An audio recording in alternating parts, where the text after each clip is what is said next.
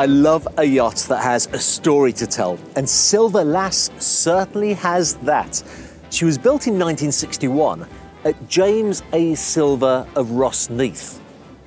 James A. Silver of Rossneath. Anybody who knows anything about luxury yacht building will get a thrill when they hear that name. So if you're not feeling particularly thrilled right now, take a moment to come with me down the memory lane of yacht building.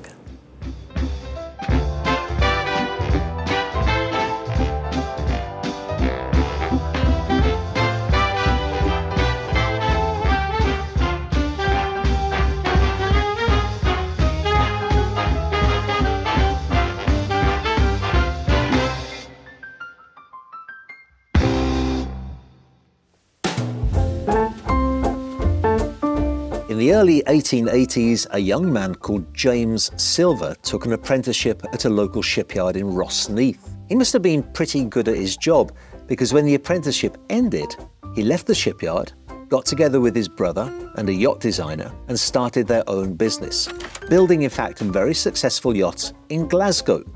When the shipyard in Rossneath came up for sale in 1910, James Silver bought it, and Silver's yachts were soon building and selling high-quality motor yachts.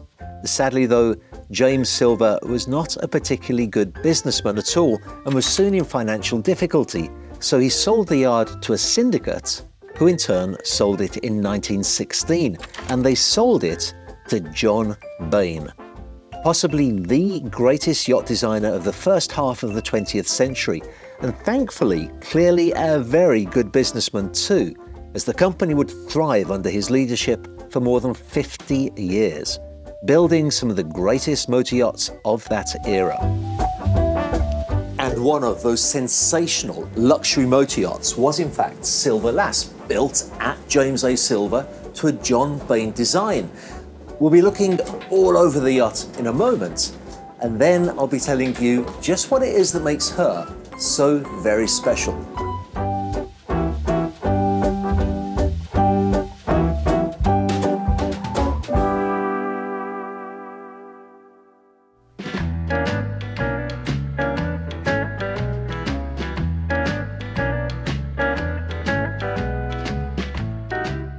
Silver Lass has a length overall of 58 feet and 6 inches.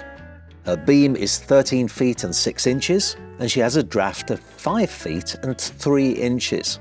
I bought John Bain's book Motor Yacht Building earlier this year, and he has a whole chapter about the materials you need to build a yacht.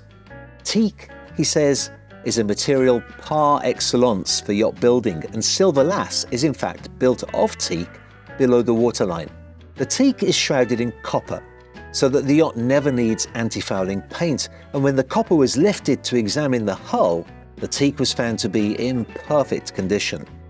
This use of quality materials can be found throughout. You can still see the copper nails used in the transom hatch. The transom, by the way, is used for storage of fenders, lines and the like. The afterdeck can accommodate a small tender, and as you can see, has davits for the launch and retrieval. Or as we used it today, you can launch the tender and enjoy a wonderful setting for dining al fresco.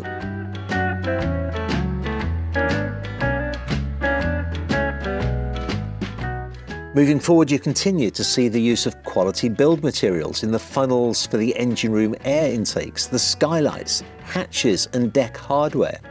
Inside we find a deck house that has been brought forward from 1961 to 2024 with all new navigational equipment. Look carefully and you'll see that a bow thruster and stabilizer fins have been added too. The circular object in the windscreen is called a Kent screen. It spins rapidly in harsh weather so that you can always have perfect visibility through this screen. A few steps down lead to the salon, and now I'm about to tell you something really impressive. This is all brand new teak cabinetry. Teak is difficult to get hold of, as you know, but the current owner found a gentleman who had bought a teak tree trunk in the mid-1980s and never used it. So he purchased it and had this exquisite teak cabinetry built. The coffee table can be lifted, a filler added, and becomes a formal dining space for 8.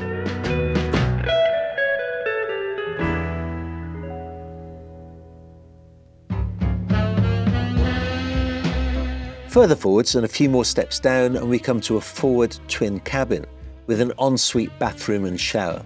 This can be used for crew if you wish, or could be a guest cabin. It leads onto the galley that's very modern and well appointed, and just in case you do want to have crew on board, includes a screen for the vessel's monitoring system.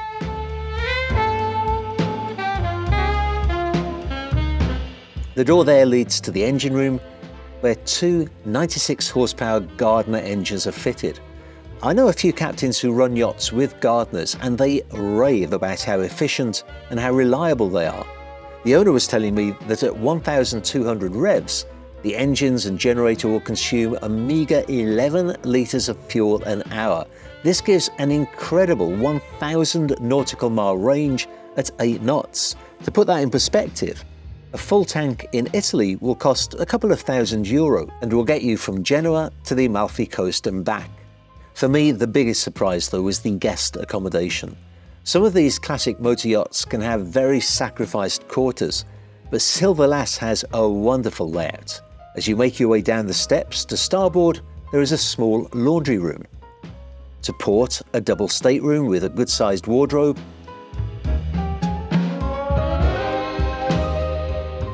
Further aft and to starboard, a well-proportioned bathroom with a shower. To port, a twin cabin. And if all of that surprises you, what about this? A proper owner's stateroom that's laid out with a full-sized double bed. So many of these classic motor yachts only offer twin single bunks. To me, this is the cherry on the John Bain designed Silver's Yacht cake.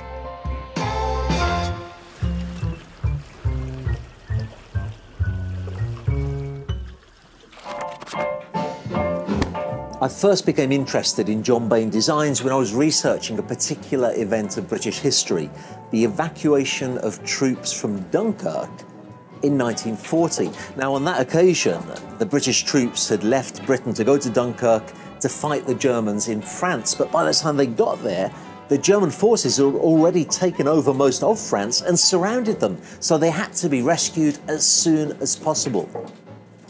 On that occasion, 933 craft of all different sizes left the shores of Britain and went on to save 385,585 British troops that went on to become the nucleus of the forces that years later would liberate Europe. There are so many stories of bravery centered around that event, and so many of those stories take place on boats that were designed by John Bain and built at James A. Silver.